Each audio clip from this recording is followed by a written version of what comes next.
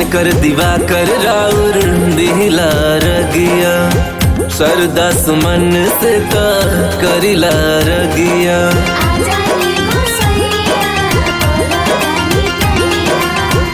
दिन कर दिवा कर राउर दिला रगिया सरदा सुमन से का करिला परबिया।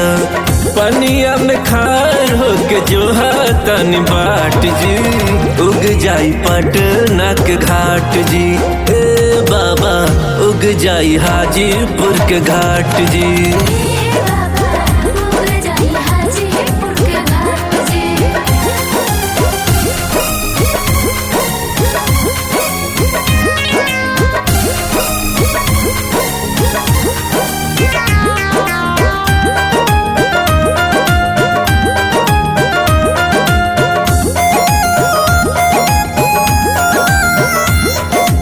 आके तनी दरस दिखाई अब ना देर लगाई 3 दिन से भूखल तिवई आके अब जुड़वाई।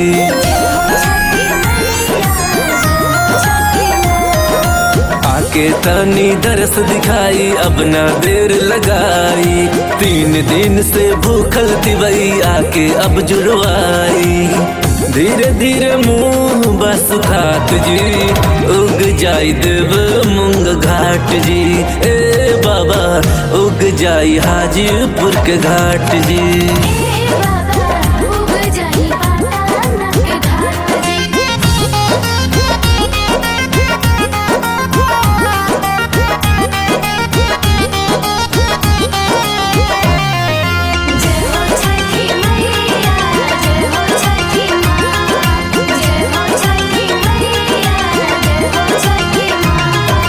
हाथ जोड़ के विनती सुनी कर लेनी राज हो साथ साथ में अर्जी तो से लावताड़े जज हो।